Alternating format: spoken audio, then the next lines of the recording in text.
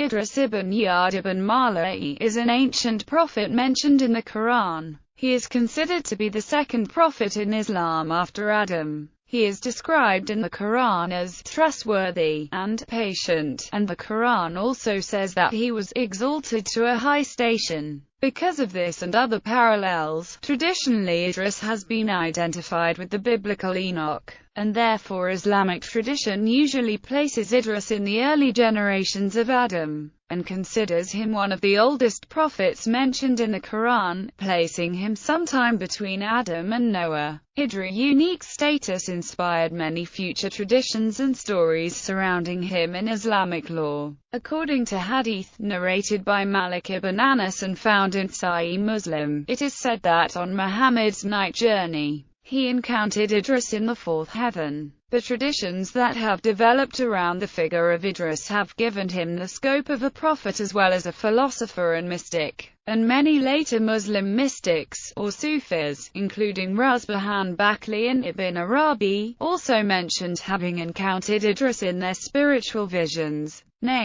The name Idris has been described as perhaps having the origin of meaning interpreter. Traditionally, Islam holds the prophet as having functioned an interpretive and mystical role, and therefore this meaning garnered a general acceptance. Later Muslim sources, those of the 8th century, began to hold that Idris had two names, Idris and Enoch, and other sources even stated that Idris' true name is Enoch and that he is called Idris in Arabic because of his devotion to the study of the sacred books of his ancestors Adam and Seth. Therefore, these later sources also highlighted Idris as either meaning interpreter or having some meaning close to that of an interpretive role. Several of the classical commentators on the Quran, such as al-Bayzawi, said he was called Idris from the Arabic dars, meaning to instruct, from his knowledge of divine mysteries. Family. Idris's father was Yared and his mother was Burkana.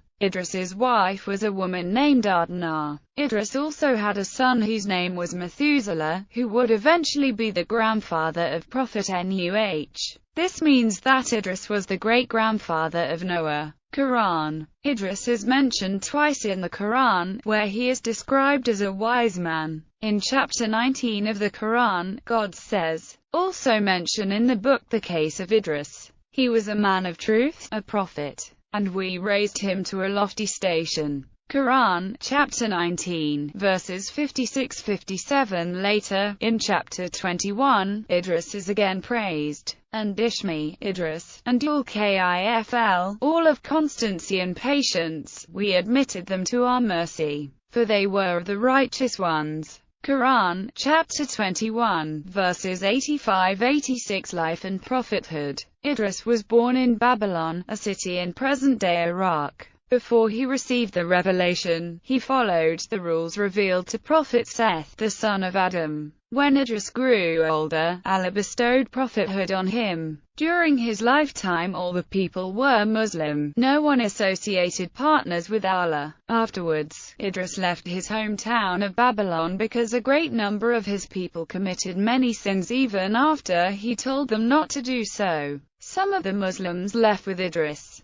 It was hard for them to leave their home. They asked Prophet Idris, "If we leave Babylon, where will we find a place like it?" Prophet Idris said, "If we immigrate for the sake of Allah, He will provide for us." So the people went with Prophet Idris and they reached the land of Egypt. They saw the Nile River. Idris stood at its bank and mentioned Allah, the Exalted, by saying, Subhanallah. Muslim literature. Islamic literature narrates that Idris was made prophet at around 40, which parallels the age when Muhammad began to prophesy, and lived during a time when people had begun to worship fire. Exegesis embellishes upon the lifetime of Idris, and states that the prophet divided his time into two. For 3 days of the week, Idris would preach to his people, and 4 days he would devote solely to the worship of God. Many early commentators, such as Tabari, credited Idris with possessing great wisdom and knowledge. Exegesis narrates that Idris was among the first men to use the pen, as well as being one of the first men to observe the movement of the stars and set out scientific weights and measures. These attributes remain consistent with the identification of Enoch with Idris,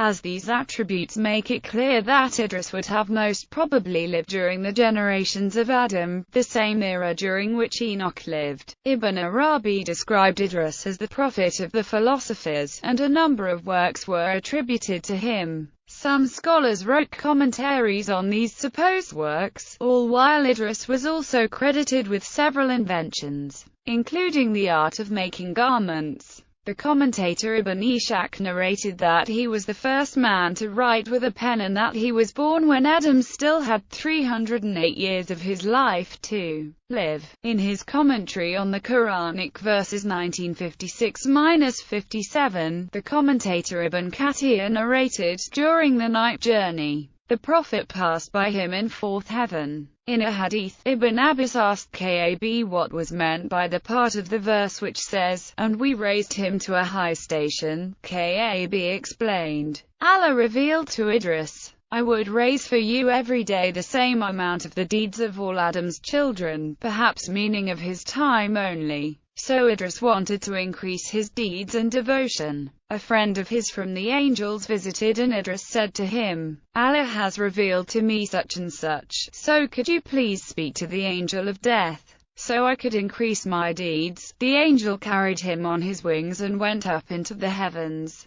When they reached the fourth heaven, they met the angel of death, who was descending down towards earth.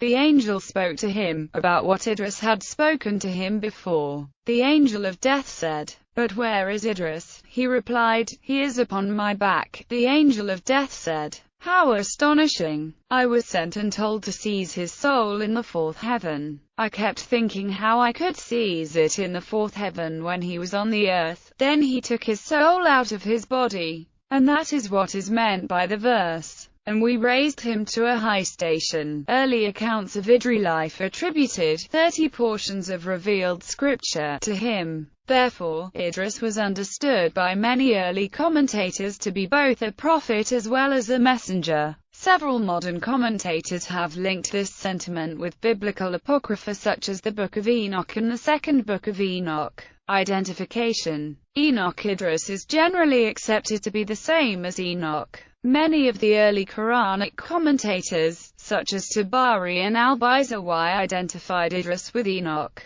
Al-Bayzawi said, "Idris was of the posterity of Seth and a forefather of Noah, and his name was Enoch." Classical commentators used to popularly identify Idris with Enoch, the patriarch who lived in the generations of Adam. An example is Ismail Haqi Bursbai's commentary on Fusus al-Hukam by Muhyiddin ibn Arabi. Modern scholars, however, do not concur with this identification because they argue that it lacks definitive proof. As Quranic translator Abdullah Yusuf Ali says in note 2508 of his translation, Idris is mentioned twice in the Quran, viz., here and in chapter 21, verse 85, where he is mentioned as among those who patiently persevered. His identification with the biblical Enoch may or may not be correct, nor are we justified in interpreting verse 57 here as meaning the same thing as in Genesis v. 24, that he was taken up without passing through the portals of death. All we are told is he was a man of truth and sincerity, and a prophet, and that he had a high position among his people. Abdullah Yusuf Ali, The Holy Quran. Text translation and commentary. Hermes Baha'u'llah, founder of the Baha'i faith, wrote in one of his tablets, "The first person who devoted himself to philosophy was Idris. Thus was he named. Some called him also Hermes. In every tongue he hath a special name. He it is who hath set forth in every branch of philosophy thorough and convincing statements. After him Balinus derived his knowledge and sciences from the Hermetic tablets, and most of the philosophers who followed him made their philosophical and scientific discoveries from his words and statements." Bibliography. Ibn Khaldun, Muqaddimah, Tr. Rosenthal, I. 229, 240. 372, E. 317, 328, 367 ff. I. 213. Yaquba, I. 9. Kisat Idris. 1500, ms. Paris, Bibl. Nat. Arabic 1947. Jahiz, Tabi, ed. Palate, 26/40. Sahih Bukhari, Prayer, I. Krail, I. 99-100, Prophets, 4, Krail, E. 335, A.E. Afifa, Mystical Philosophy of Ibn Arabi, Cambridge, 1939, 21, 110. Tabari, History of the Prophets and Kings, From Creation to Flood, 172-177. Bellamy, T.R. Zortenberg, I. 95-99. Tabari, Tafsir Tabari, XVI, 63 ff. XVII, 52. Masudi, Miraj, I. 73. D. Quilson, Die Sabir und der Sabismus, St. Petersburg, 1856.